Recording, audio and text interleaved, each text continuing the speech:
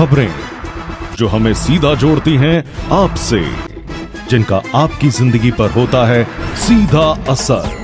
खबर का मतलब है एक भरोसा, और आपका भरोसा है हमारी जिम्मेदारी। ATL टीवी, भरोसा अलवर का। नमस्कार, ATL टीवी के सभी दर्शकों का स्वागत है। खबरों के साथ मैं हूं अर्चना जैन। बढ़ते हैं आज की हेडलाइंस के साथ।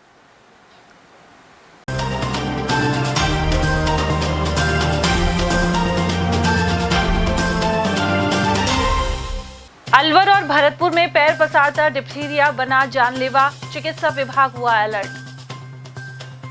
पूर्व मंत्री शकुंतला रावत के मकान में शातिर घुसने के बाद मारने के लिए रैकी के लगे आरोप। नेता प्रतिपक्ष जूली ने भी 25 दिन में तीसरी बार घटना पर उठाए सवाल। वहीं पुलिस ने नाबालिग चोर को बताया जिम्मेदार। करंट लगाकर शिकार करने वाले 2 शातिरों को दबोचा, सरिस्का बफर जोन में हुई गिरफ्तारी। साइबर फ्रॉड के चलते करीब 2500 सिम और IMEI नंबर किए ब्लॉक, अलवर साइबर सेल हुआ मुस्तैद। अब खबरों की चर्चा हम करेंगे विस्तार से। घातक डिप्थीरिया रोग अलवर और भरतपुर में फैल रहा है। RCH के डायरेक्टर डॉक्टर सुनीत सिंह राणावत के अनुसार इन दिनों डिप्थीरिया के मरीज सामने आ रहे हैं। साथ ही भरतपुर डीग में मौत भी हुई है। वहीं अलवर में भी इस बीमारी के कुछ मरीज सामने आए हैं। राणावत ने अलवर अस्पताल में जायजा भी लिया। साथ ही कहा कि मरीजों के इलाज के लिए अलवर अस्पताल प्रशासन पूरी तरह तैयार है। इससे पहले वे भरतपुर और डीग का निरीक्षण कर चुके हैं। इसके अलावा दवाओं के पूरे स्टॉक के लिए कहा गया है। भरतपुर डीग में डिप्थीरिया से मौतों के कारण टीम नजर बनाए हुए है। इसके अलावा सुनिश्चित किया जा रहा है कि कोई भी बच्चा टीकाकरण से नहीं छूटे। उन्होंने आम जन से अपील की है कि आसपास गंदगी और पानी जमा नहीं होने दें। इससे हमारा फोकस जो है सीजनल डिजीजेस भी है, और दूसरा फोकस जो है आप आए दिन देख रहे हैं डिप्थीरिया केसेस से भी, क्योंकि इम्यूनाइजेशन स्टेट का क्या नेशनल का सबसे बड़ा प्रोग्राम है। उस सिलसिले में हमारी टीम्स ये देखने आई है। कुछ दिनों से बड़ी भ्रांतियां सी है, डिप्थीरिया से केसेस की डेथ हुई है भरतपुर डीग इस एरिया में, और अलवर में भी कुछ केसेस आते हैं। अलवर का क्योंकि वर्किंग अच्छी है तो आसपास के केसेस यहाँ पे आते हैं। हम ये देखने आए हैं, सुनिश्चित करने आए हैं कि कोई भी ऐसी चीज नहीं हो अनटूवर्ड इफेक्ट जिससे पब्लिक में मास में बहुत गलत एप्रीहेंशन जाए। जहाँ तक बीमारियों का संबंध है सारी चीजें कंट्रोल में हैं। मौसमी बीमारी के लिए पूरी तरह तत्पर है डिपार्टमेंट, और समय समय पर इसकी VCs खुद माननीय मंत्री महोदय करते हैं। इस PHS मैम ने मुझे खुद ने निर्देश देके कहा कि आप मॉनिटर करें 3 जिले कम से कम। तो मैं भरतपुर, डीग और अब अलवर को रिव्यू करने आया हूँ। सारी जगह स्थिति बहुत अच्छी है, स्टाफ पूरी तन्मयता से काम कर रहे हैं, लॉजिस्टिक्स पूरे हैं। जितनी भी दवाइयाँ चाहिए किसी भी तरह की बीमारी से लड़ने की, वो पूर्णतः और सफिशिएंट मात्रा में हर जगह मौजूद है। जिस जगह भी दवाई का अभाव है उनको निर्देश दिया गया है कि वो निकटतम एरिया से ले सकते हैं, और नहीं तो स्टोर बहुत ज़्यादा दूर नहीं है, हर डिस्ट्रिक्ट हेडक्वार्टर्स पे वहाँ से दवाई का प्रोक्योरमेंट किया जा सकता है। अभी कुछ केसेस यहाँ मैं देख रहा हूँ आए हुए हैं हमारे आइसोलेशन हॉस्पिटल में, जैसे डिप्थीरिया का काफ़ी दिन से चल रहा है, जो पूरी तरह कंट्रोल में है। मैं आपके माध्यम से लोगों को कहना चाहूँगा कि 12 तारीख के बाद हमारे यहाँ कोई भी डेथ नहीं हुई है इन जिलों में, खासतौर पर भरतपुर, डीग और अलवर, जहाँ ये बीमारी का प्रकोप माना जा रहा है। आपको बता दूं, अलवर के अंदर एक भी डेथ रिपोर्टेड नहीं है इस बीमारी से, जो हम DPT जिसको बचपन में बोलते हैं डिप्थीरिया, खासतौर पे गलघोटू जिसे आप देसी भाषा में बोलते हैं, उससे यस हमारे स्टेट के अंदर हम कह सकते हैं 8 डेथ जरूर हुई है, जो डीग और भरतपुर जो निकटतम डिस्ट्रिक्ट हैं, डीग है भरतपुर, वहाँ हुई है। वहाँ भी हम हमारी स्टेट टीम्स के साथ डेरा डाले हुए हैं, और अभी भी इस समय भी मेरे प्रोजेक्ट डायरेक्टर रघुराज और मेरे state nodal officer doctor Sondhi Bharatpur के अंदर हैं, और मैं वहीं से यहाँ अलवर आया हूँ। तो हर जगह स्थिति कंट्रोल में है, किसी को कोई पैनिक करने की ज़रूरत नहीं है। जो बच्चे किसी तरह टीकाकरण से छूटे हुए हैं उनको एक हम ड्राइव लगा के ये सुनिश्चित कर रहे हैं कि कोई भी ऐसा बच्चा नहीं छूटे कि जिसको ये बीमारी हो। पेरेंट्स से भी अनुरोध है कि कोई ऐसे बच्चे आपको लगते हैं तो निकटतम एरिया में जाके, हमारे सेशंस हो रहे हैं हर गुरुवार को, वैसे भी स्टेट में टीकाकरण हो रहा है।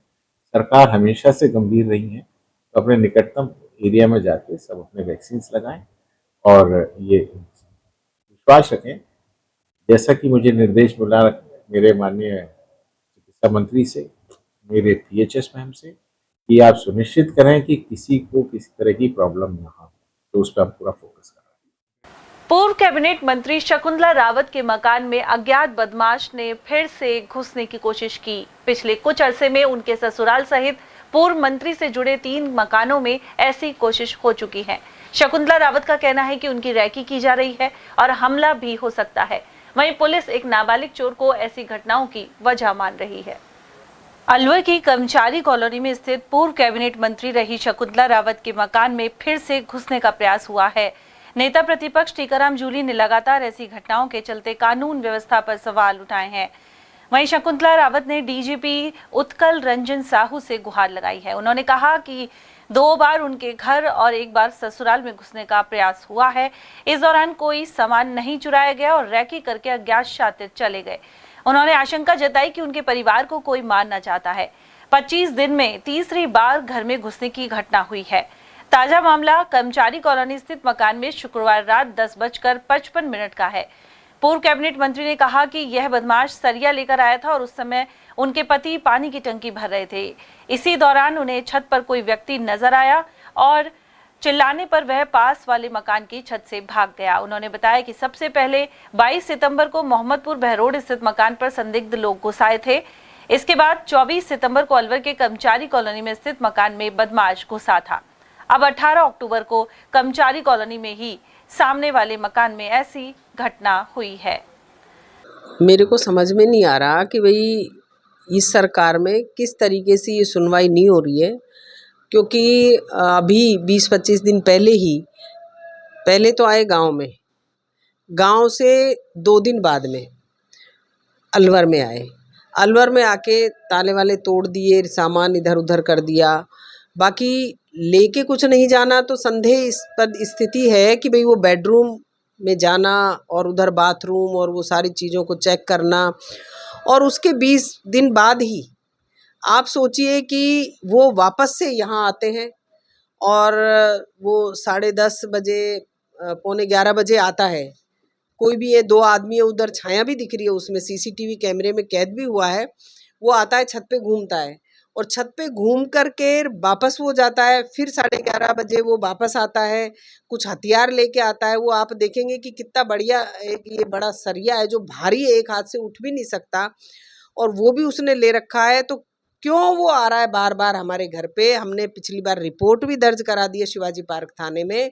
मैंने आईजी साहब को, एसपी साहब को, और मैं कल डीजी साहब से भी मिल के आई हूँ कि ये टेंशन का विषय है कि वो किस उद्देश्य से यहाँ पर आ रहे हैं।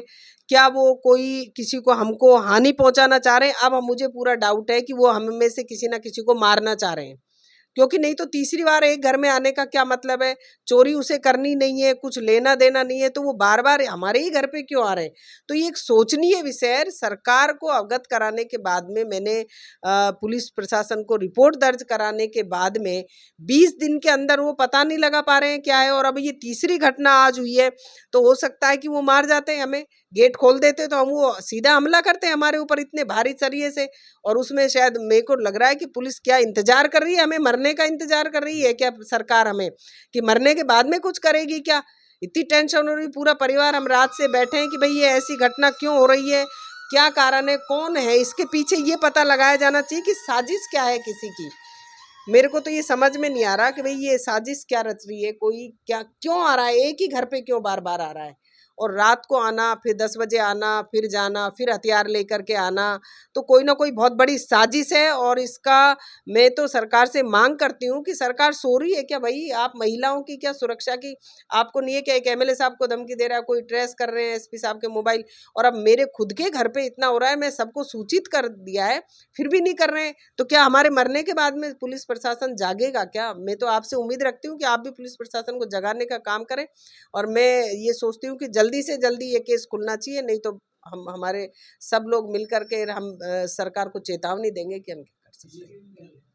सीसीटीवी कैमरे में दिख रहा है कि पहले वो आता है और आकर के वापस वो जाता है। क्या करता है? सीसीटीवी कैमरे से बचता हुआ जाता है, फिर वापस वो हथियार लेकर के घर पे आ रहा है। तो किस उद्देश्य से आ रहा है? मारने के उद्देश्य से आ रहा है, चोरी के उद्देश्य से तो वो लग ही नहीं रहा कि हमें आ रहा है। वो तीसरी बार आया है तो किसी ना कुछ करने के लिए आया है, मारने के लिए आई। अब मैं तो, मेरे परिवार को तो मुझे डर उधर आसपास के लोगों ने बताया कि पास ही कर्मचारी कॉलोनी के बी ब्लॉक में करीब 5 मकानों में रात को चोर घुसे हैं।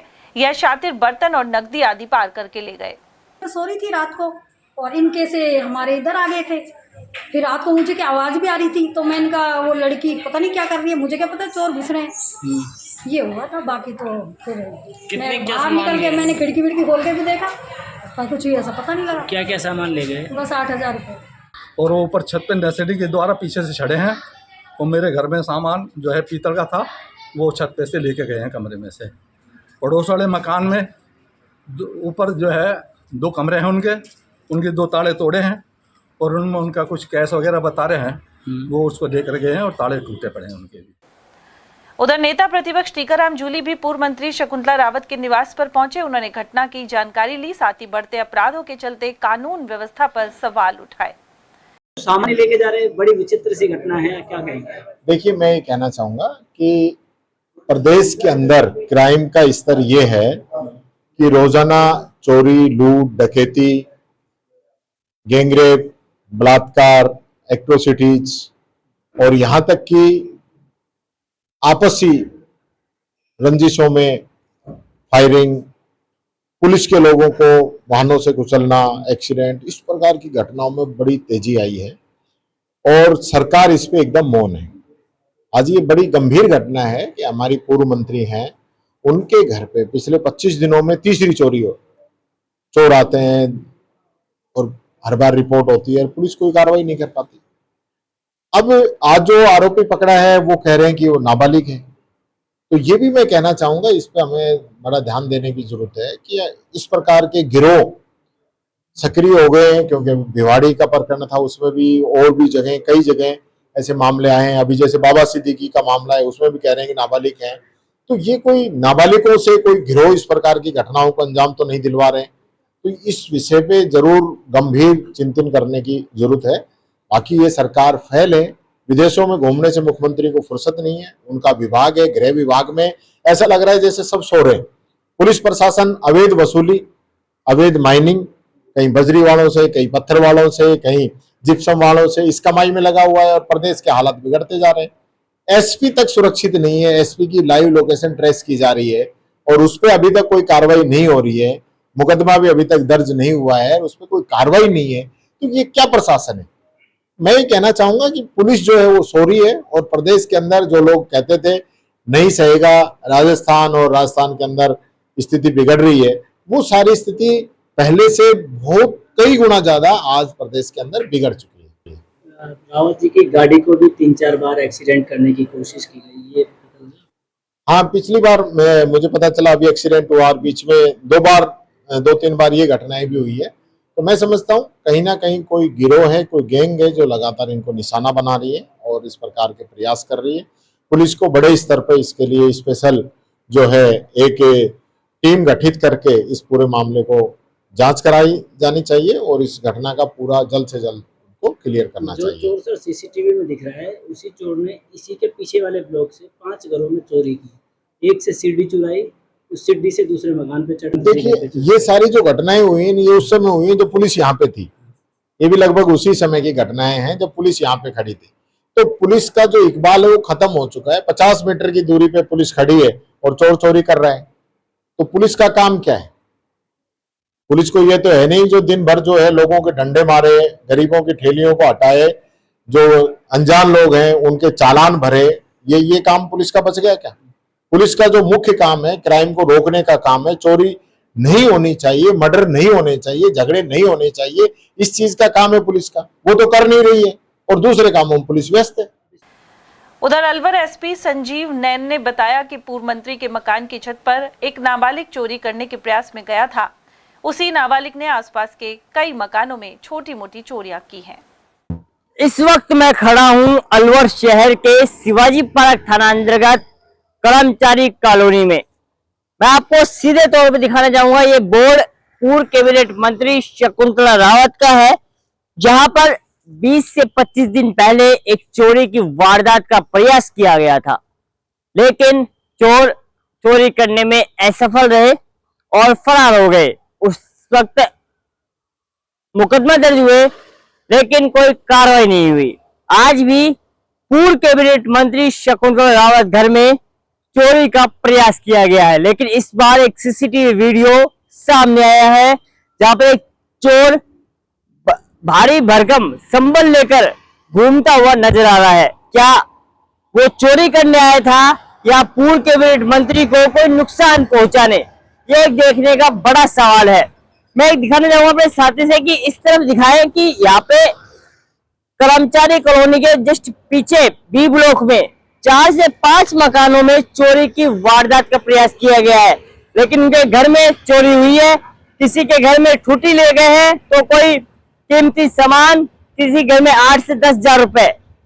क्या इस पूरे मामले में शिवाजी पार्क थाना पुलिस कब तक खुलासा कर पाएगी, ये देखने का बड़ा विषय रहेगा। मैं दीक्षित कुमार, एटीएल टीवी अलवर। सरिस्का के बफर जोन में करंट लगाकर शिकार करने वाले 2 शिकारियों को गिरफ्तार किया गया है। वे सिराबास के पास मीना की ढाणी के निवासी हैं। उन्होंने बफर जोन वाले एरिया में करंट के तार लगा रखे थे। वन विभाग की टीम ने रात करीब 2:30 बजे मौके पर पहुंचकर इन तारों को हटा दिया। साथ ही दोनों शातिरों को गिरफ्तार कर शनिवार को कोर्ट में पेश किया गया। रेंजर शंकर सिंह ने बताया कि यह युवक जंगली सुअर और सांबर का शिकार करने की फिराक में थे। जनाब 17 तारीख को रात को हमारे को मुखबिर सूचना मिली कि कुछ लोग खेत में तार लगाकर 11,000 वोल्टेज की लाइन से शिकार के लिए तार लगा रखा है। इसकी सूचना पर टीम बनाकर हमने दबिश दी, जहाँ मौके पे हमें 2 व्यक्ति हमें पकड़े, जिसमें तीसरा जो व्यक्ति था वो वहाँ से मौके से भाग गया वो, और 2 व्यक्तियों को हमने अरेस्ट किया। वहाँ मौके पे हमें तार लगे हुए मिले जो कि सांबर या जंगली सुअर किसी भी वन्य जीव के लिए खतरा हो सकता है, जिनमें उस समय लाइट आ रही थी और करंट चालू होता है। उसके बाद में हमने हटवाया और बिजली बोर्ड को सूचित करके लाइन कटवाने की। गौरतलब है कि यह इलाका बफर जोन में बाघ की टेरिटरी से अधिक दूर नहीं है। इस क्षेत्र में अनेक पैंथर भी मौजूद हैं। पिछले अरसे में साइबर फ्रॉड की घटनाओं में खासी वृद्धि हुई है। वहीं साइबर ठगों के खिलाफ कार्रवाई करते हुए 2469 नंबर ब्लॉक किए गए हैं। जिला पुलिस अधीक्षक संजीव नैन ने बताया कि मुख्यालय के निर्देश पर अलवर साइबर सेल ठगी को रोकने के लगातार प्रयास कर रहा है। इसी कड़ी में साइबर सेल ने साइबर फ्रॉड में उपयोग होने वाले करीब 2469 संदिग्ध मोबाइल नंबर और IMEI नंबरों को ब्लॉक किया है। इनमें 1260 मोबाइल नंबर और करीब 1209 IMEI नंबर शामिल हैं। ये अधिकतर नंबर बाहरी राज्यों के थे जिन्हें ब्लॉक कराया गया है। इसके लिए संबंधित कंपनियों का सहयोग लिया गया है। एसपी के अनुसार साइबर सेल टीम द्वारा सिम आवंटित करने वाले लोगों को भी ट्रेनिंग दी जाएगी। साथ ही सिम आवंटित करते वक्त उसे आधार कार्ड से लिंक अवश्य करने को कहा जा रहा है। साइबर अपराधों पर नियंत्रण के लिए पुलिस मुख्यालय के निर्देशानुसार विशेष अभियान चलाया जा रहा है, जिसके तहत हम अपराधियों के खिलाफ मुकदमे दर्ज कर रहे हैं और उनके खिलाफ कार्रवाई भी कर रहे हैं, उनके खिलाफ उनको बंद भी कर रहे हैं। इसी क्रम में हमने प्रिवेंशन के लिए जो बाहर की सिम आती हैं और चलती हैं जिसके द्वारा फ्रॉड करते हैं, वो लगभग 2500 सिम हमने अभी पिछले 1 माह के अंदर बंद कराई हैं। कुछ नंबर हैं, कुछ IMEI के आधार पर हमने आइडेंटिफाई किए। इसके लिए हम कंपनियों से कॉन्टैक्ट कर रहे हैं और लगातार हमारी साइबर टीम भी आइडेंटिफाई कर रही है। ऐसे जो भी नंबर हमारे ध्यान में आते हैं, संज्ञान में आते हैं, हमने बैंक से भी कांटेक्ट किया है कि किन लोगों के खाते हैं, जो सिम डिस्ट्रीब्यूट करने वाले लोग हैं, जो सिम आवंटित करने वाले हैं, उनको भी हम ट्रेनिंग दे रहे हैं कि किस तरह सिम का आवंटन किया जाए, आधार कार्ड से उनको लिंक कराया जाए, आधार कार्ड के आधार पर किया जाए। उसके आधार पर अधिक से अधिक कार्रवाई हम कर रहे हैं। अलवर शहर में भी अवैध रूप से सिम बेची जा रही है बिना आधार कार्ड पर। जो सिम आवंटन करने वाले शॉप्स हैं, जो दुकानदार हैं, उनको हम प्रशिक्षण प्रदान कर रहे हैं। उनके साथ लगातार हम संपर्क भी कर रहे हैं। हमारी साइबर टीम, साइबर थाना, लोकल SHOs भी संपर्क कर रहे हैं और ये प्रयास कर रहे हैं कि सिम धारक जो है वो जेन्युइन हो, वो सही हो, वो उसका मिसयूज नहीं करे, वो इधर उधर उस सिम को नहीं दे। और बाहर से यदि कोई सिम आती है, अदर स्टेट से सिम आती है, उसका यदि प्रारंभ होता है या शुरुआत होती है तो उसको हम लगातार वेरीफाई कर रहे हैं। उसका यदि दुरुपयोग होगा तो हम उसको बंद करेंगे। रामगढ़ में 13 नवंबर को उपचुनाव के लिए मतदान होगा और प्रमुख दलों की गतिविधियों ने जोर पकड़ लिया है। भाजपा नेता और पूर्व केंद्रीय मंत्री कैलाश चौधरी भी यहां पहुंचे और कार्यकर्ताओं से मुलाकात की। उन्होंने कहा कि पार्टी के लिए प्रत्येक चुनाव महत्वपूर्ण है। वहीं प्रदेश की सभी 7 सीटों पर उपचुनाव में भाजपा की जीत होगी। विकास की वजह से ही हरियाणा में भी भाजपा की सरकार बनी है। उन्होंने यह भी कहा कि भाजपा प्रत्याशी के खिलाफ कोई बागी नहीं उतरेगा। सर, राजस्थान में 7 विधानसभा क्षेत्र में उपचुनाव है। भारतीय जनता पार्टी ने आपको अलवर के रामगढ़ उपचुनाव के लिए भेजा है। क्या आकलन है, क्या तैयारी है, क्या कहना चाहिए? राजस्थान के अंदर 7 जगह उपचुनाव है और 7 जगह पर जनता आज के दिन भारतीय जनता पार्टी के साथ है, क्योंकि राजस्थान की सरकार ने पिछले जो समय के अंदर जो काम किए हैं वो जनता के दिलों में बसे हुए हैं और नरेंद्र मोदी जी ने जो काम किए हैं वो भी निश्चित रूप से पूरा देश देख रहा है। इसलिए राजस्थान की जनता ने विधानसभा के चुनाव में भी आपने देखा होगा कि उन्होंने पूर्ण बहुमत के साथ सरकार दी और अभी जो उपचुनाव होने वाले हैं उन उपचुनाव के अंदर भी 7 जगह पर भारतीय जनता पार्टी के प्रत्याशी है वो भारी मत से जीत के आएंगे। सर, इस चुनाव में भाजपा को पाने को ज़्यादा है, खोने को कम है, ऐसा आकलन बताया जा रहा है। 6 सीट कांग्रेस की थी, 1 बीजेपी की थी। आपको लगता है कुछ प्लस में रहेंगे आप? ऐसा है कि भारतीय जनता पार्टी की प्रत्येक सीट हमेशा महत्वपूर्ण होती है, चाहे वो 1 सीट हो चाहे 200 सीट हो। और निश्चित रूप से हम चुनाव मैदान में जाते हैं तो जनता के मुद्दों के साथ जाते हैं, जनता के विकास के लिए जाते हैं और सेवा के लिए जाते हैं। तो इसलिए मैं सोचता हूँ कि हर चुनाव महत्वपूर्ण होता है, चाहे वो नगर पालिका का चुनाव हो, चाहे पंचायती राज का चुनाव हो, चाहे वो विधानसभा का चुनाव, चाहे लोकसभा का चुनाव हो। और निश्चित रूप से जनता आज के दिन विकास के साथ है, प्रधानमंत्री नरेंद्र मोदी जी के साथ है और हमारे लिए हर चुनाव है वो महत्वपूर्ण है। और इस बार जैसा मैंने पहले भी कहा कि इस चुनाव के अंदर हम सभी जगह पर जीतेंगे, 1-2 सीट नहीं, हमारी 7 की 7 भारतीय जनता पार्टी है। सर, हरियाणा चुनाव का सर ये बॉर्डर की सीट है, क्योंकि ये रामगढ़ जो हरियाणा के बिल्कुल टच में है, काफ़ी एरिया है, तो आपको लगता है उसका कुछ जो जोश है कार्यकर्ताओं का, उसका फायदा रामगढ़ में मिल सकता है? ऐसा कार्यकर्ता पूर्ण रूप से उत्साहित है। हरियाणा के अंदर तीसरी बार भारतीय जनता पार्टी की सरकार बनी है और इसके लिए मैं निश्चित रूप से हरियाणा की जनता को बहुत बहुत धन्यवाद दूंगा। और हरियाणा की जनता ने जिस प्रकार से मैंडेट दिया है उसका उत्साह आज सिर्फ राजस्थान ही नहीं पूरे देश के अंदर है। जहाँ जहाँ चुनाव हो रहे हैं वहाँ पर एक ही चर्चा है कि वास्तव में प्रधानमंत्री नरेंद्र मोदी जी के नेतृत्व की सरकार ने जो काम किए हैं और जहाँ राज्यों में भारतीय जनता पार्टी की सरकार है, चाहे उत्तर प्रदेश की हो, चाहे गुजरात की हो, चाहे वो राजस्थान की सरकार है, चाहे मध्य प्रदेश की सरकार है, वहाँ पर विकास हुआ है। और इसलिए जनता ने अब वो महसूस कर लिया है, देख लिया है कि अब एक बार ये नहीं है। मैं तो कह रहा हूँ भविष्य के अंदर भी अब लगातार भारतीय जनता पार्टी की भी राजस्थान में सरकार आएगी, जिस प्रकार से हरियाणा में आएगी। सर, आपने रामगढ़ में दौरा किया, क्या महसूस किया? रामगढ़ के अंदर मैं तो ये देख रहा हूँ कि सब जगह जहाँ भी गया हूँ भारतीय जनता पार्टी के ही नाम लिया जा रहा है। भारतीय जनता पार्टी, चाहे वो गांव के इंटीरियर में गया हूँ वहाँ पर भी वो कह रहे हैं कि भारतीय जनता पार्टी की निश्चित रूप से सीट आएगी, क्योंकि पिछली बार हमारे 2 प्रत्याशी खड़े हो गए थे, उसकी वजह से कुछ मार्जिन से रह गए। लेकिन इस बार भारतीय जनता पार्टी एक मुखी होकर चुनाव लड़ेगी और जनता भी निश्चित रूप से भारतीय जनता पार्टी के पक्ष में। और यहाँ पर मैं कह रहा हूँ कि पिछली बार जितनी कांग्रेस जीती थी उससे भी अधिक मार्जिन के साथ में इस बार भारतीय जनता पार्टी जीतेगी, क्योंकि जनता को ये पता है कि राजस्थान में सरकार भारतीय जनता पार्टी की है और विकास के साथ में जनता रहना चाहती है। और निश्चित रूप से इस बार रामगढ़ से भारतीय जनता पार्टी के प्रत्याशी है वो अच्छे मार्जिन के साथ जीत गए। वहीं भाजपा जिला उपाध्यक्ष देशराज वर्मा ने भी रामगढ़ में पार्टी की जीत का दावा किया है। उन्होंने कहा कि टिकट का ऐलान कब होगा यह पार्टी तय करेगी, लेकिन सभी कार्यकर्ता चुनाव के लिए तैयार हैं। सर, रामगढ़ में उपचुनाव होने जा रहे हैं और टिकट भी लगभग फाइनल है, कब तक घोषित हो जाएंगे, क्या तैयारी है, क्या कहना चाहेंगे? देखिए पत्रकार महोदय, ये शीर्ष नेतृत्व का विषय है टिकट देना और घोषणा होना।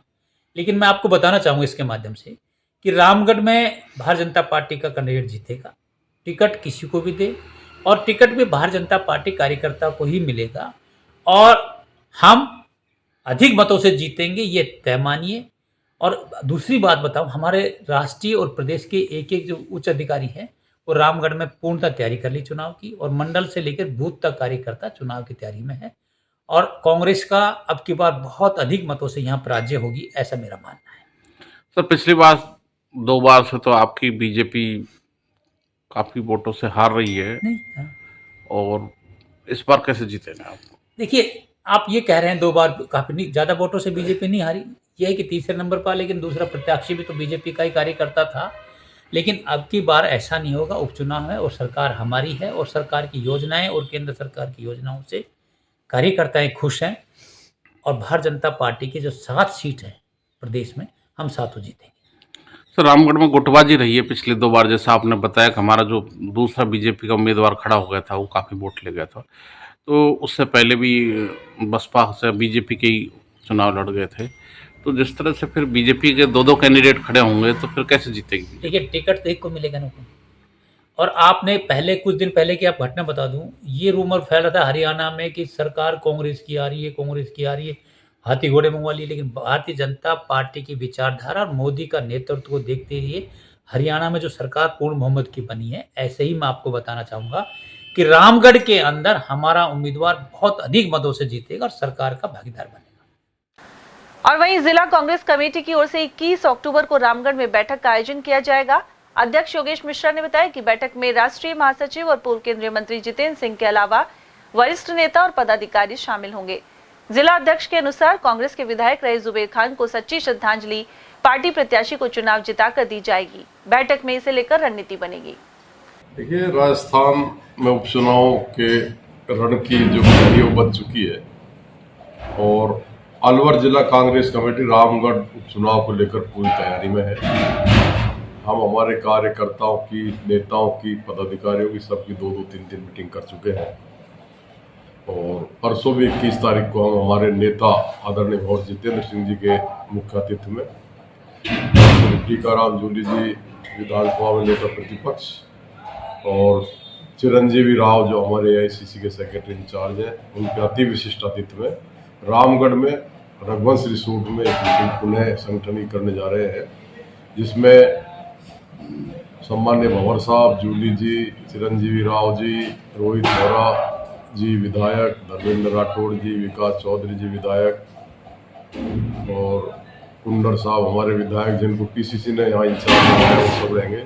माननीय भजन लाल जी जाटव जो सांसद हैं वो रहेंगे। हमारी भरतपुर की सांसद संजना जाटव भी रहेगी।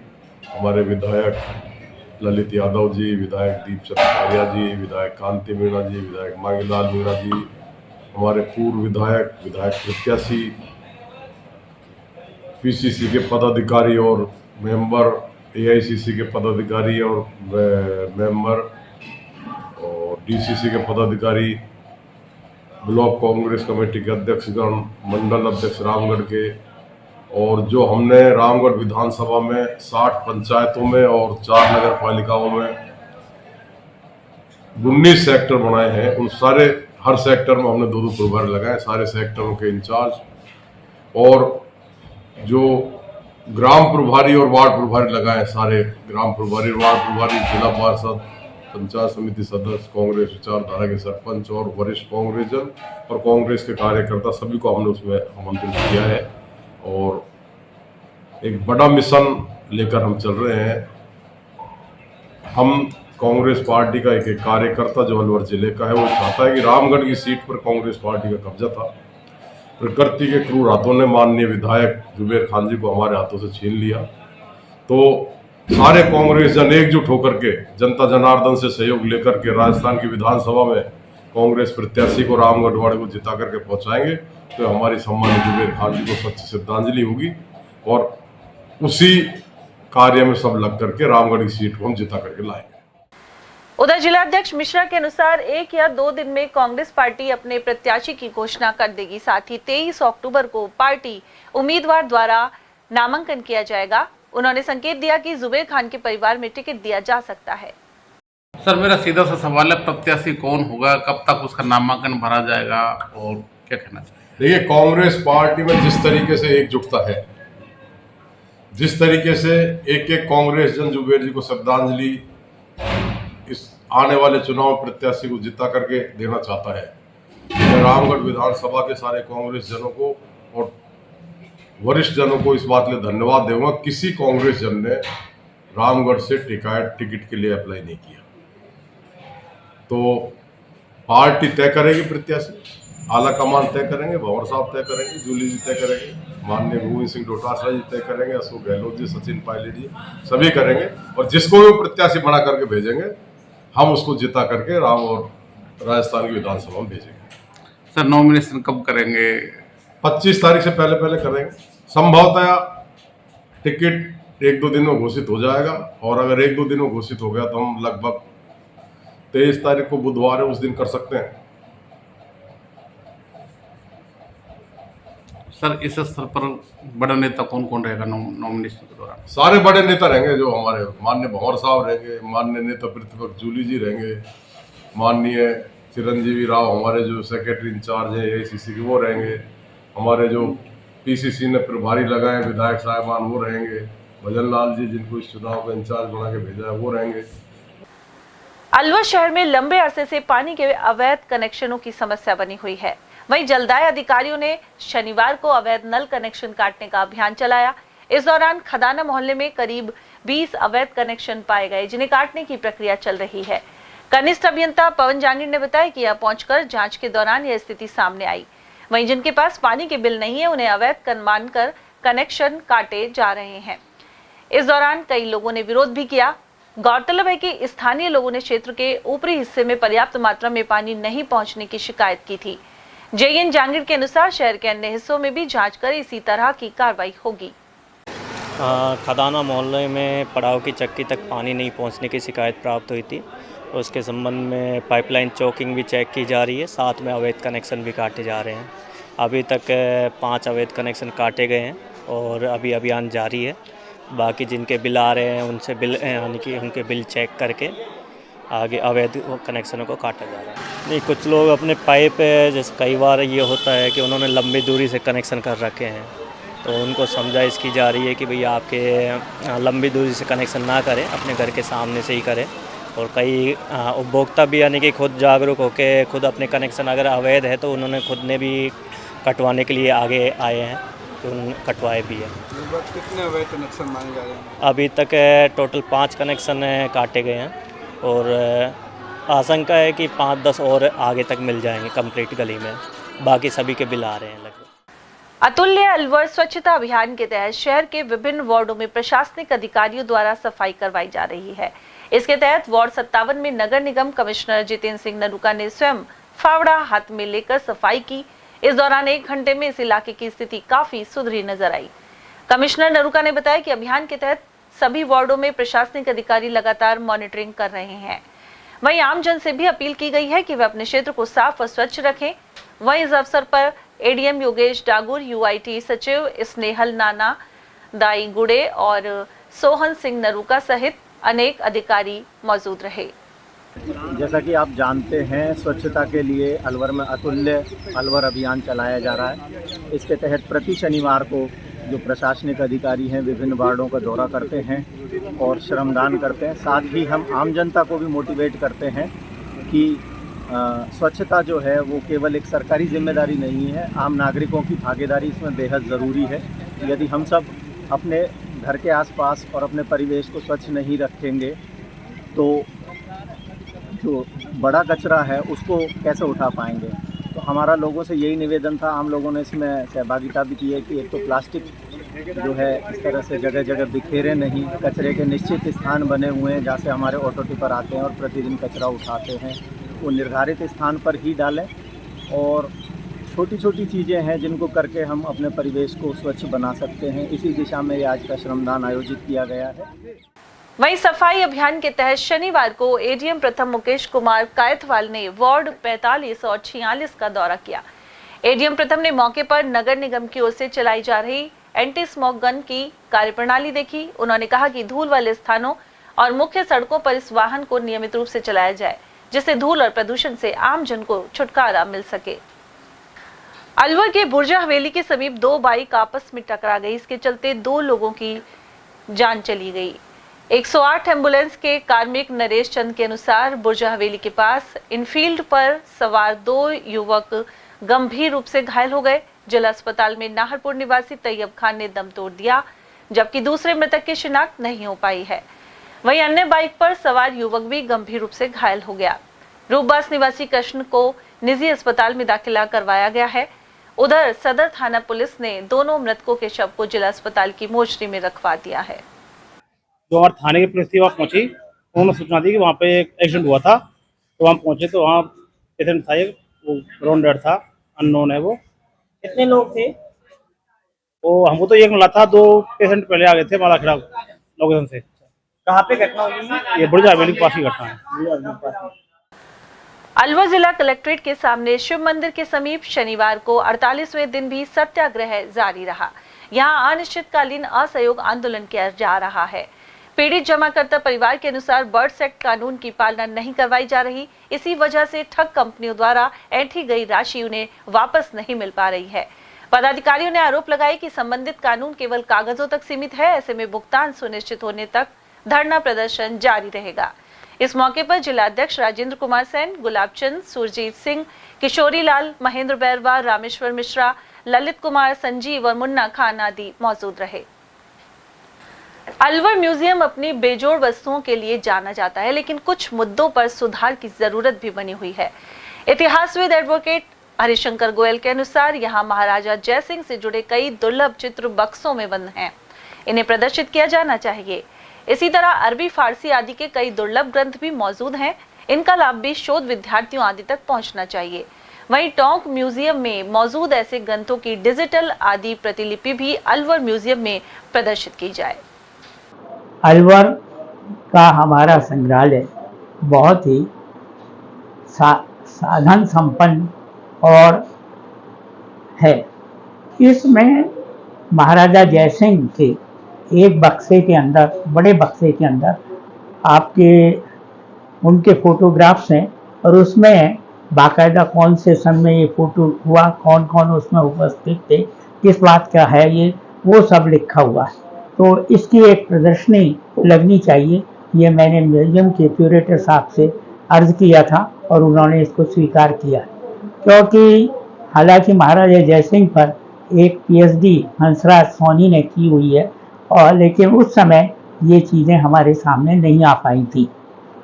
दूसरी ये है कि अलवर के अंदर हमारे महाराजा जयसिंह का ही ये उनको चमड़े से नफरत थी, इसलिए वो उन्होंने सारे जितने वाद्य यंत्र हैं उन पर कपड़े पर ऐसा लेप बनवा के लगवाया कि उसकी आवाज़ जो है वो चमड़े के वाद्य यंत्र के आधार पर ही, जैसे तबला है उसमें है तो वो उसमें सुनाई दे।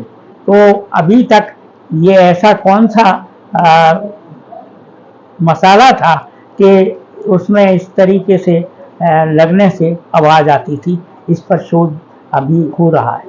दूसरी बात जो है वो ये है कि अलवर म्यूजियम में फारसी और अरबी के बहुत सारे ग्रंथ मौजूद हैं और उनका एक कैटलॉग भी बना हुआ है, लेकिन वो अलमारी के अंदर, 4 अलमारियों के अंदर सील बंद करके रखे हुए हैं और उन पर कोई भी कार्रवाई नहीं हो रही। मैं ये सब, हमने अलवर से ये ग्रंथ टोंक नहीं जाएं, टोंक में जो अकादमी है उसमें, इसके लिए हमने कभी विरोध किया था, लेकिन मैं आज ऐसा महसूस करता हूँ कि ये सारे ग्रंथों को डिजिटल करके अलवर में रख लिया जाए और जो है इनको असल को या डिजिटल मैटर को कैंप से टोंक भेज दिया जाए, जिससे कि रिसर्च हो सके और यहाँ जो महत्वपूर्ण जो घटनाक्रम के ग्रंथ हैं उससे जनता को अवगत हो सके। ये टोंक के अंदर 100 कम से कम देशी और विदेशी शोधकर्ताओं ने इस पर काम किया है और मैं समझता हूँ कि अलवर में जो मैटर है वो उसके आधार पर कई नई चीज़ें देश और विदेश में जानकारी में मिल पाएंगी। महिलाओं द्वारा अखंड सौभाग्य की कामना के साथ किया जाने वाला करवा चौथ का व्रत 20 अक्टूबर को होगा। स्कीम 10 निवासी पंडित यक्तत शर्मा के अनुसार अलवर में चंद्रोदय रात्रि 8 बजे होगा। इसके बाद महिलाएं चंद्रमा को अर्घ्य देकर उपवास खोलेंगी। इस दिन गणेश जी और शिव पार्वती का पूजन कर चौथ माता की कथा सुनी जाती है। पौराणिक कथा के अनुसार महाभारत काल में जब अर्जुन युद्ध करने के लिए नीलगिरी पर्वत पर गए थे तो भगवान श्री कृष्ण के कहने पर द्रौपदी ने करवा चौथ का व्रत किया था। कार्तिक मास कृष्ण पक्ष की चंद्रोदय व्यापनी चतुर्थी को किया जाने वाला करवा चौथ का व्रत महिलाओं द्वारा कल 20 अक्टूबर रविवार को बड़ी श्रद्धा के साथ यह व्रत किया जाएगा। सुहागिन महिलाओं द्वारा अखंड सौभाग्य की कामना के लिए प्रतिवर्ष करवा चौथ का व्रत किया जाता है। अलवर में कल चंद्रोदय सूर्यास्त पश्चात रात्रि में 8 बजे चंद्रोदय होगा और चंद्रोदय होने के बाद महिलाएं चंद्रमा को अर्घ देकर के व्रत का उपवास खोलेगी। इस व्रत में महिलाएं पूरे दिन निराहार रहती हैं और दोपहर के समय सामूहिक रूप से एकत्रित होकर के गणेश जी महाराज, भगवान शंकर और माता पार्वती जी की पूजा अर्चना करके चौथ माता की कथा सुनती है।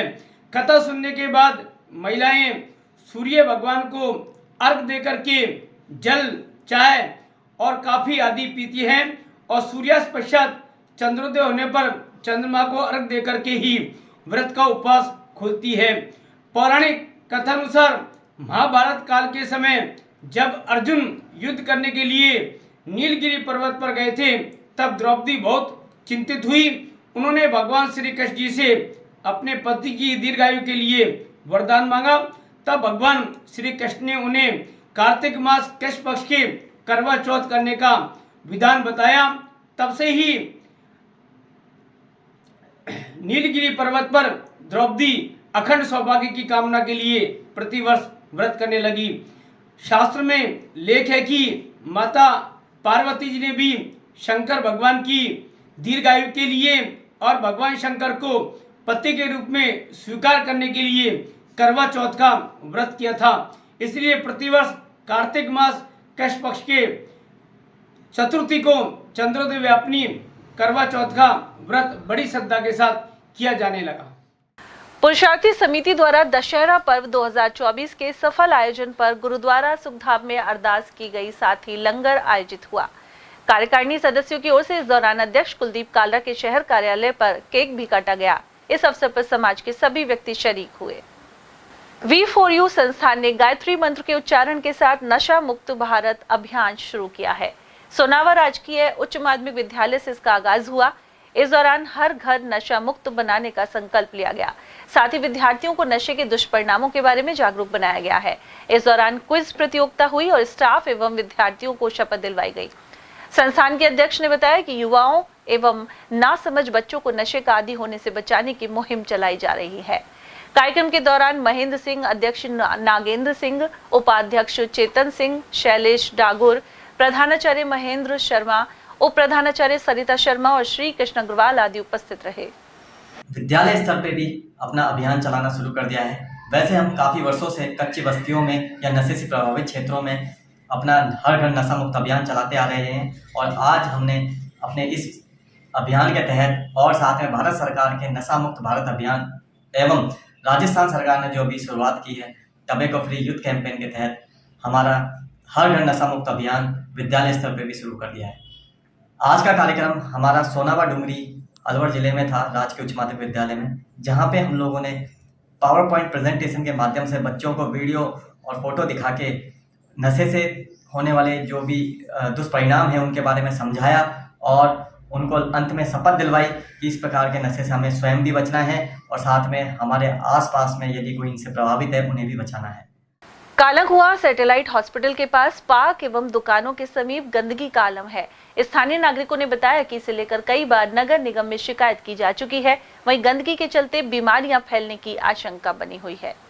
ऑटो टिपर चल रहे हैं, प्रशासन ने ऑटो टिपर लगा रखे हैं घर घर कचरा उठाने का, लेकिन लोग बाग उस टाइम पे आधे उठ नहीं पाते, जो भी समस्या रहती है। उसके बाद 9 बजे 10 बजे तक अपने स्कूटी मोटरसाइकिलों पे कचरा लेके आते हैं और फिर यहाँ पटकते हैं। हमने कई बार समझाया है, पार्षद से भी कह दिया, ना पार्षद कोई कार्रवाई करता है ना कोई आता है। पूरा आप देख सकते हो चारों तरफ कचरे का क्या हाल हुआ पड़ा है। इनसे बीमारियाँ हो रही हैं, जानवर मतलब बहुत गंदी, यहाँ पर गंदगी का ढेर हो रहा है और रेडी पे आते हैं और यहाँ पटक जाते हैं और मच्छर पैदा हो रहे हैं और बड़ी परेशानियाँ बीमारियाँ दिन पर दिन बढ़ती जा रही है। दिवाली का त्यौहार आ रहा है, कोई सफाई पर ध्यान नहीं दिया जा रहा है और यहाँ के वार्ड मेंबर भी कुछ भी नहीं करते, ना इंस्पेक्टर कभी आके देखता है, कहते हैं तो हाँ आ जाऊँगा। और वहीं अलवर के कालाकुआं बस स्टॉप के पास सामुदायिक टॉयलेट दुर्दशा का शिकार हैं। नागरिकों ने बताया कि यहां लाइट का कनेक्शन भी कटा हुआ है। असामाजिक तत्व यहां लगी नल की टोंटी एवं पानी की मोटर आदि पार कर ले गए। यहां इतनी गंदगी है कि टॉयलेट में खड़ा रहना भी मुश्किल है। ऐसे में लोगों ने साफ सफाई की मांग उठाई है। अलवर शहर के गोपाल टॉकीज के सामने वार्ड 17 में सड़क पर नाली का दूषित पानी बह रहा है। स्थानीय दुकानदारों ने बताया कि मौसमी बीमारियों का दौर जारी है, लेकिन नगर निगम के सफाई कर्मियों द्वारा पिछले 10 दिनों से समस्या दूर नहीं की गई है। सड़क पर गंदा पानी बहने की वजह से वाहन चालक भी फिसल कर गिर जाते हैं। ये वार्ड नंबर 19 से गोपाल टॉकीज के सामने वाला मेन रोड है, शहर का मुख्य मार्ग है। यहाँ पर सड़क पे पिछले 10 दिनों से पानी भरा हुआ है, नाली अब फुल भरी हुई है और रोड पे पानी आने से बहुत ज़्यादा एक्सीडेंट हो रहे हैं। गाड़ी स्लिप हो रही है, किसी के लग भी रही, बहुत लोगों के लग चुके हैं और गंदगी तो हो ही रही है, जिसकी वजह से दुकानदार दुकान नहीं खोल पा रहे। इस समय बीमारियों का दौर चल रहा है, सारे मच्छर मक्खियाँ घरों में आ रहे हैं। अब इसमें हम क्या करें, प्रशासन से किससे शिकायत करें, कोई सुनने वाला नहीं। अलवर जिला कलेक्ट्रेट में शनिवार सुबह कुछ बंदर बेहोश नजर आए और ऐसे में भीड़ जमा हो गई। यहाँ मौजूद चाय विक्रेता श्याम जैन के अनुसार बंदर बेहोशी की हालत में थे। इन पर पानी डाला गया तो करीब 5 से 7 बंदर थोड़ा होश में आए, लेकिन कुछ दूर जाने पर फिर से गिर गए। इसके अलावा अन्य 4 बंदरों को तो होश ही नहीं आया। ऐसे में जागरूक लोगों ने जांच की मांग की है कि इन जीवों की हालत किस वस्तु के सेवन से हुई है। सर, ये सुबह से बंदर जो है वो ऐसा लग रहा है जैसे किसी नशे में पड़े हुए हैं। वैसे सुबह से मतलब कि इसी जगह पड़े हैं। तो यहाँ तो और ज़्यादा 5, 6, 7, 8 थे, लेकिन क्या 3-4 तो चले गए। 3-4 सुबह से ऐसे के ऐसे पड़े हैं। आने जाने वाले आदमियों को भी परेशान करते हैं और बंदर जो है ऐसा लगता है। कितने बंदर पड़े थे यहाँ सर करीब 7-8 बंदर थे। अभी कैसी हालत में थे सर? ऐसा लग रहा है जैसे कुछ खाया हो इन्होंने। देशराज वर्मा को पर्यावरण एवं जलवायु परिवर्तन संवर्धन परिषद का प्रदेशाध्यक्ष चुना गया है।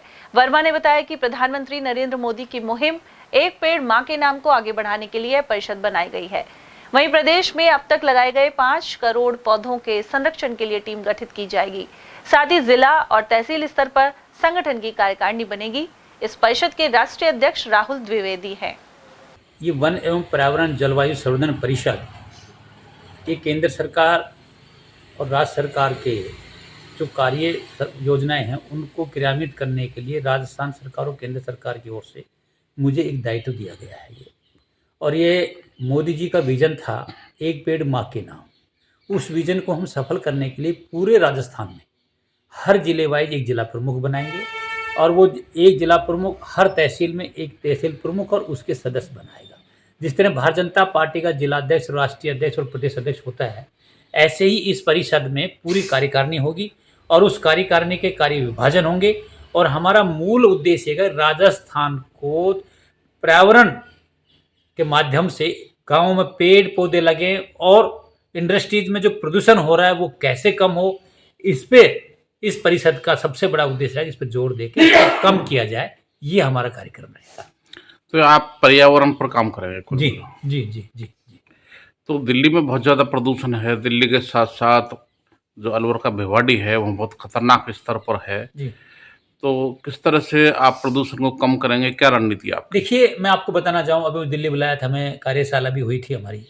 उस कार्यशाला के माध्यम से कहा गया था कि हमारा जैसे अलवर ज़िले की बात कर रहे हैं आप, तो अलवर ज़िले का हमारा प्रमुख है, उस प्रमुख का दायित्व ये होगा कि वो उसके क्षेत्र में जहाँ जहाँ लग रहा है उसको कि भाई यहाँ प्रदूषण हो रहा है, तो उसको जाके वो अवगत कराएगा कि भैया आपके इस कार्य से इतना प्रदूषण हो रहा है, तो इस प्रदूषण को कम करो और इस तुलना में इतने पेड़ लगाइए आप।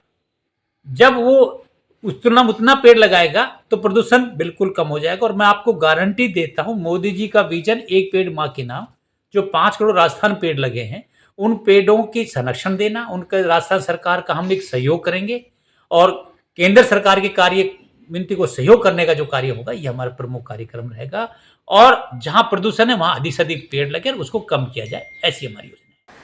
अलवर शहर के प्रतापगंज क्षेत्र में अवैध शराब बेचते हुए व्यक्ति को हिरासत में लिया गया है। कोतवाली के एसआई वीरेंद्र सिंह ने बताया कि शुक्रवार देर शाम गश्त के दौरान मिली सूचना के अनुसार पुलिस यहां पहुंची। इसके बाद लालखान निवासी डालचंद कोहली को पकड़ लिया गया। उसके कब्जे से देशी शराब के 48 पौवे जब्त किए गए हैं। कल शाम को इवनिंग गश्त के दौरान मुखबिर से सूचना मिली थी कि एक व्यक्ति प्रतापगंज के पास भैरू जी के मंदिर के पास शराब बेच रहा है। तो वहाँ इतला की तस्दीक के लिए मौके पर पहुँचे तो प्रतापगंज से पहले भैरू मंदिर की तरफ जो रास्ता जाता है वहाँ पर एक दीवार के आड़ के अंदर एक व्यक्ति बैठा हुआ था जिसके पास शराब की एक पेटी रखी थी और जो शराब को बेच रहा था। और यहाँ वक्त एक छोटे से ब्रेक का, आप देखते रहिए एयरटेल टीवी। इतनी कड़ी मेहनत क्यों पापा? बेटा इतनी मेहनत इसीलिए ताकि सबको खाना मिल सके, किसी पे कोई मुसीबत ना आए। किसी पे मुसीबत ना आए इसलिए आप हो पापा, पर अगर आप पे मुसीबत आ गई तो? अब पाए फसल बीमा केवल 3 आसान स्टेप्स में। क्षेमा सुकृति फसल बीमा। कॉल करे और कराए 100 से भी ज्यादा फसलों की बीमा 499 रुपए प्रति एकड़ में। हीरे, सोने, चांदी के जेवरातों के विक्रेता दुर्गा प्रसाद सुनील दत्त ज्वेलर्स, बजाजा बाजार, अलवर।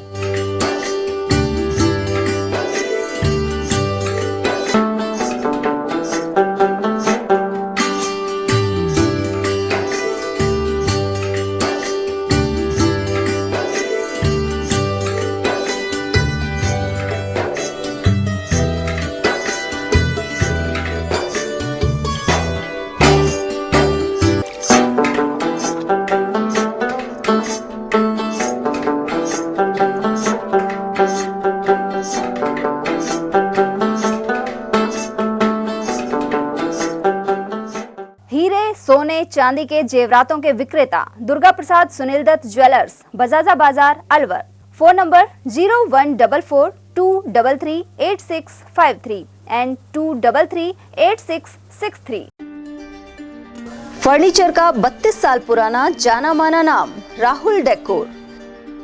यहाँ आपकी लाडली बिटिया के लिए अथवा अपने घर के लिए सभी प्रकार का सागवान का फर्नीचर उपलब्ध है।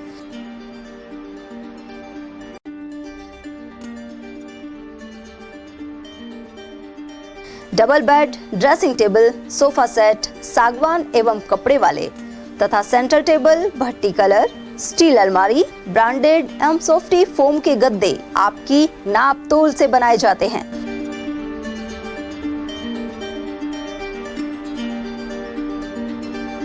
सभी सामान एक ही छत के नीचे उपलब्ध। हमारा पता है अलवर बोर्ड, जसवंत तिराहे से पहले, कटी घाटी, अलवर।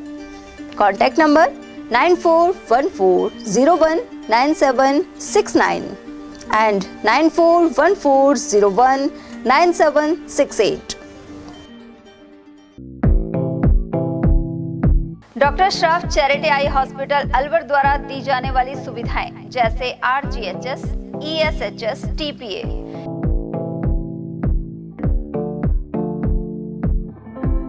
इसके अलावा registration, OPD service, OT ward, store एवं अलवर जिले में first time low vision clinic की सुविधा दी जा रही है।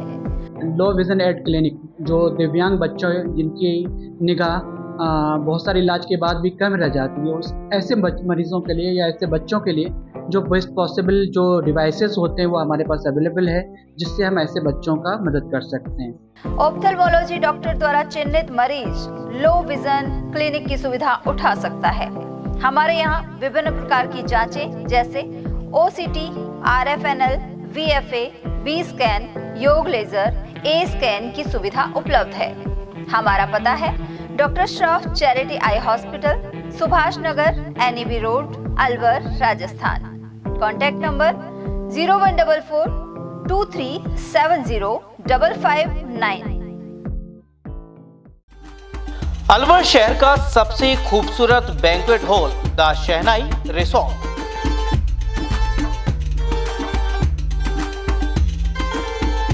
शादी, लगन, संगीत, सवामणी, सालगिरह जैसे फंक्शन के लिए अलवर वासियों की पहली पसंद बन चुका है द शहनाई रिसोर्ट।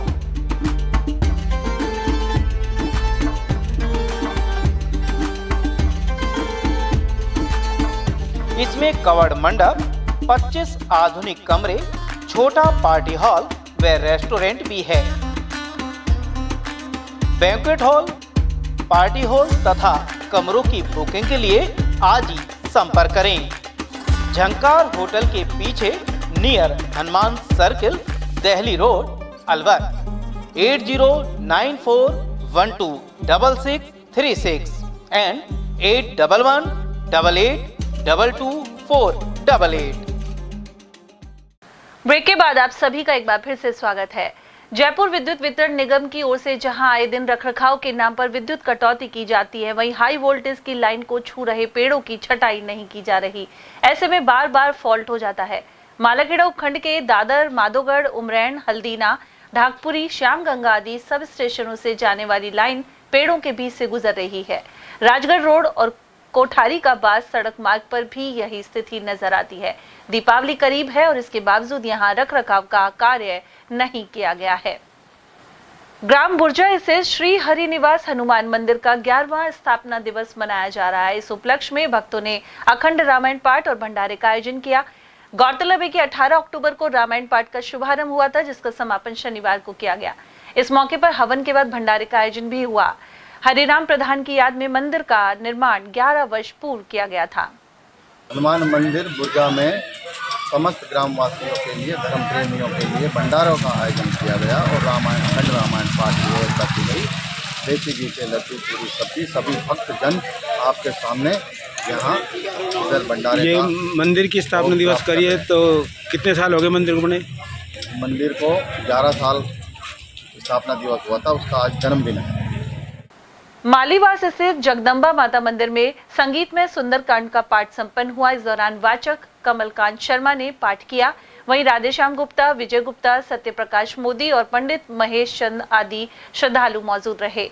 सुंदरकांड पाठ के बाद प्रसाद वितरण किया गया। सभी भक्तों ने श्री राम और हनुमान जी के जयकारे भी लगाए। माँ दुर्गा के मंदिर में संगीतमय सुंदरकांड का पाठ हुआ। श्री पंडित कमलकांत शर्मा ने अपनी मधुर वाणी से बहुत ही अच्छा सुंदरकांड किया है। बहुत सारे लोगों ने इनका आनंद लिया और भगवान श्री राम जी की कृपा से बहुत ही अच्छा प्रोग्राम हो गया।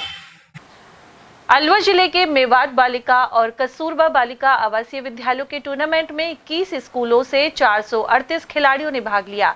यह खेल प्रतियोगिता चनिया का बास नेताजी सुभाष चंद्र बोस मेवात विद्यालय में संपन्न हुई। महुआ खुर्द स्कूल के संयोजन में हुए टूर्नामेंट में badminton, kho kho, gymnastic, kabaddi, cycling और जूडो आदि स्पर्धाएं करवाई गई। इन सहित अन्य खेल प्रतियोगिताओं में खिलाड़ियों ने दमखम दिखाया।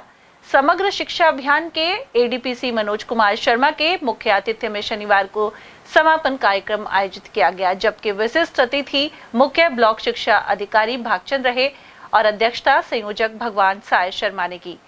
वहीं श्रेष्ठ कार्य करने वालों को प्रशंसा पत्र देकर सम्मानित किया गया। इसके अलावा वरिष्ठ पत्रकार अवधेश सिंह को भी प्रशस्ति पत्र एवं स्मृति चिन्ह दिए गए। विभिन्न प्रकार की कमेटियों का गठन किया गया। इसमें लगभग 50 कर्मचारियों का योगदान रहा। महुआ खुर्द और साथ में जो निर्णायक पीटीआई थे, लगभग 23 का बहुत अच्छी तरह से सभी ने अपना कार्य संपन्न किया। उनकी सुरक्षा का ध्यान रखा, उनकी भोजन व्यवस्था का ध्यान रखा। खेलों को भी बिल्कुल निष्पक्षता से संपन्न कराया गया। जिले के अधिकारियों का हमें भरपूर सहयोग मिला। राजकीय उच्च माध्यमिक विद्यालय महुआ खुर्द के अंतर्गत आने वाले इस चनिया का बास मेवात आवासीय विद्यालय में ये आयोजित हुई और पूरे जिले की 11 कस्तूरबा गांधी आवासीय और 10 मेवात बालिका आवासीय विद्यालय की छात्राओं ने बढ़ चढ़कर इन खेलकूदों में भाग लिया और कुल 458 बालिकाओं ने इसमें भाग लिया और 3 दिवसीय बहुत ही अच्छे तरीके से शांतिपूर्वक ये प्रतियोगिता संपन्न हुई। अकबरपुर थाने में सीएलजी की बैठक आयोजित की गई। इस दौरान त्योहारों को शांतिपूर्ण ढंग से और भाईचारे के साथ मनाने के लिए चर्चा हुई। सरपंच प्रतिनिधि महेश पटेल सहित ओम प्रकाश गोलिया और मनोहर ने बताया कि आगामी त्योहारों को देखते हुए यह अपील की गई है। थानाधिकारी प्रकाश मीणा के नेतृत्व में बैठक संपन्न हुई। साथ ही सभी को बताया गया कि आतिशबाजी से दूर रहें, जिससे प्रदूषण न फैले। अकबरपुर थाना में सीएलजी के सदस्यों की बैठक थानाधिकारी जी के नेतृत्व में हुई। उसमें जो आगामी त्यौहार है, दीपावली, गोवर्धन, भैया दूज, इन पर शांति व्यवस्था बनी रहे और भाईचारा सभी लोगों में आपस में बना रहे, इसको लेकर बातचीत हुई। सभी लोगों ने आश्वासन दिया कि त्यौहार के जो ये पर्व है ये शांतिपूर्वक संपन्न हो। त्यौहार आ रहे हैं, जो दीपावली है, भैया दूज है, गोवर्धन है, इनमें शांति बनाए रखें और जैसे ये पटाखा वगैरह वगैरह हैं जिनसे सबको अवगत कराएं कि ये प्रदूषण भी फैलाते हैं और वैसे भी कहीं ना कहीं नुकसान होता है, उनका सारा का सारा यानी कि आपस में भाईचारे से मनाएं और ये जो है वैसी हानिकारक चीज़ हैं जिनका भी आप कहें बचाव रखें। गोवर्धन भैया दूज के त्यौहार के संबंध में चर्चा की गई और सभी से ये अपील की गई कि इन त्योहारों को शांतिपूर्ण तरीके से आपस में भाईचारे से मनाया जाए। पृथ्वीपुरा क्षेत्र के सुंदरनाथ महाराज मंदिर में पवननाथ महाराज का अमृत महोत्सव आयोजित होगा। 15वीं पुण्यतिथि पर भरने वाले मेले की तैयारियां जोरों पर है। 22 अक्टूबर को विशाल भंडारे का आयोजन भी किया जाएगा। साथ ही 21 तारीख की रात्रि को भजन कीर्तन होगा। इसके लिए मंदिर परिसर को सजाया जा रहा है। जी, अपने हर साल की भांति गुरुदेव भगवान की 15वीं पुण्यतिथि 21 तारीख को 21 अक्टूबर को प्रोग्राम अपना जिगड़ी सत्संग प्रोग्राम होने जा रहा है। 22 अक्टूबर को गुरु महाराज की पुण्यतिथि के उपलक्ष्य में भंडारे का आयोजन रखा गया है। पृथ्वीपुरा आयुर्वेदिक औषधालय में मौसमी बीमारियों को लेकर पूरी सतर्कता बरती जा रही है। औषधालय में आने वाले मरीजों को स्वच्छता के बारे में भी जानकारी दी जा रही है। आयुर्वेद चिकित्सक मुकेश कुमार प्रजापत ने बताया कि तापमान में गिरावट आने से बुखार और खांसी आदि के रोगी आ रहे हैं। इन्हें आयुर्वेदिक पद्धति के अनुसार उपचार दिया जा रहा है।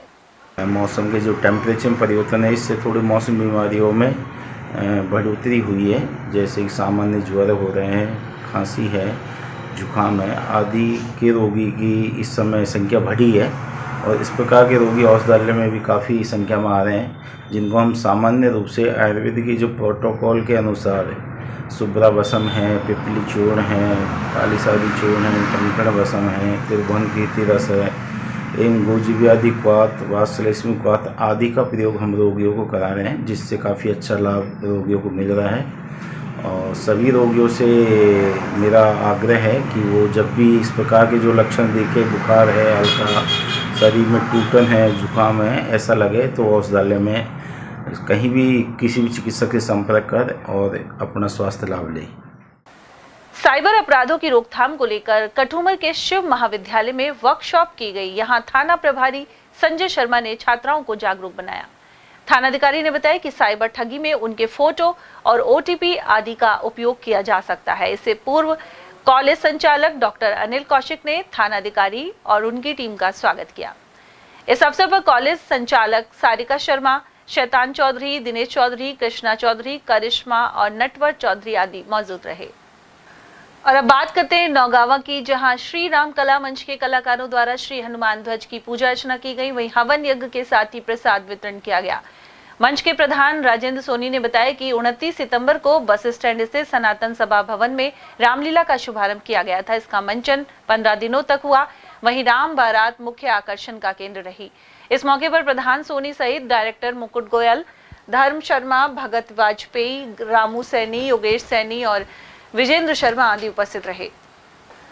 बड़ौदा में कस्बे में श्री आजाद रामकला मंडल द्वारा रामलीला की जा रही है। यहाँ शुक्रवार रात्रि ताड़का वध का मंचन हुआ। मंडल के सचिव पप्पू राम ने बताया कि भगवान श्री राम का अभिनय संतोष जैन और ताड़का का अभिनय पप्पू राम ने किया। वी शक्ति संस्था की ओर से शनिवार को खैरतल स्थित होटल ग्रीनलैंड में दिवाली मेला लगाया गया। इस दौरान राम दरबार भी सजा।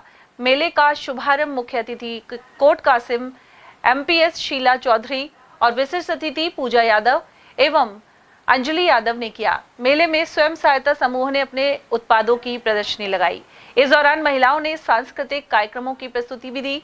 साथ ही रंगोली प्रतियोगिता के विजेताओं को पुरस्कृत किया गया। इस मौके पर निःशुल्क स्वास्थ्य जांच भी की गई। संस्था की फाउंडर प्रज्ञा यादव ने बताया कि संस्था महिला सशक्तिकरण की दिशा में काम कर रही है। महिलाएं केवल घर परिवार की नींव ही नहीं, बल्कि हर क्षेत्र में प्रेरणा और बदलाव की वाहक हैं। उनके बिना दुनिया की सोच अधूरी है। उनकी शक्ति, संघर्ष और समर्पण से ही समाज को सही दिशा मिलती है। वी शक्ति संस्था का उद्देश्य है अलवर की माताएं, बहनें और बेटियों के समग्र उत्थान का। हमारा संकल्प है समानता, अवसर और आत्मनिर्भरता को प्रोत्साहित करना।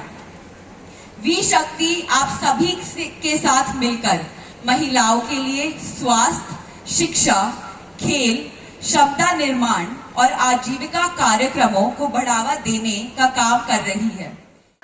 खबर खैरतल से, जहां इस्माइलपुर रोड निवासी कृष्ण चौधरी ने गोवा में आयोजित 33वीं नेशनल पावर लिफ्टिंग प्रतियोगिता में शानदार प्रदर्शन किया। उन्होंने 120 किलो मास्टर वर्ग में ब्रॉन्ज मेडल हासिल किया है। वहीं राजस्थान का प्रतिनिधित्व करते हुए इस प्रतियोगिता में कृष्ण चौधरी और धर्मेंद्र सिंह ने भाग लिया। कृष्ण चौधरी की इस उपलब्धि पर उनके कोच अमित तंवर ने खुशी जाहिर की है। खैरतल नगर परिषद के नेता प्रतिपक्ष विक्रम चौधरी ने भी अपने भाई की इस उपलब्धि को सराहा। गुण नियंत्रण अभियान के तहत खाद बीज फर्मों का निरीक्षण किया गया। खैरतल तिजारा संयुक्त निदेशक एवं किशनगढ़ सहायक निदेशक ने राहुल खाद बीज भंडार में रिकॉर्ड का अवलोकन किया। साथ ही 120 किलो हाइब्रिड सरसों की बिक्री पर 21 दिन की रोक लगाकर नोटिस भी जारी किया है। और चलते चलते एक बार फिर से नजर डालेंगे आज की हेडलाइंस पर।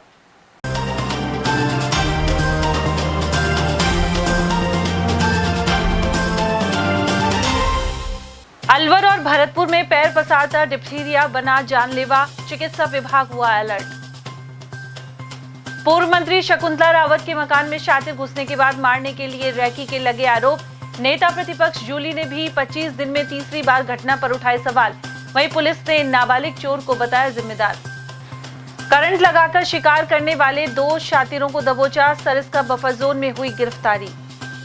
साइबर फ्रॉड के चलते करीब 2500 सिम और IMEI नंबर किए ब्लॉक, अलवर साइबर सेल हुआ मुस्तैद। इसी के साथ खबरों में आज इतना ही। दीजिए अर्चना चंद को इजाजत। नमस्कार।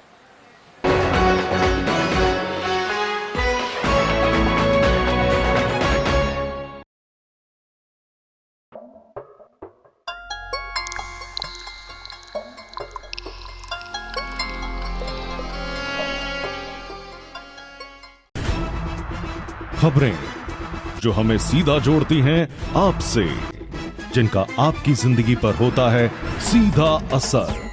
खबर का मतलब है एक भरोसा, और आपका भरोसा है हमारी जिम्मेदारी। ATL TV, भरोसा अलवर का।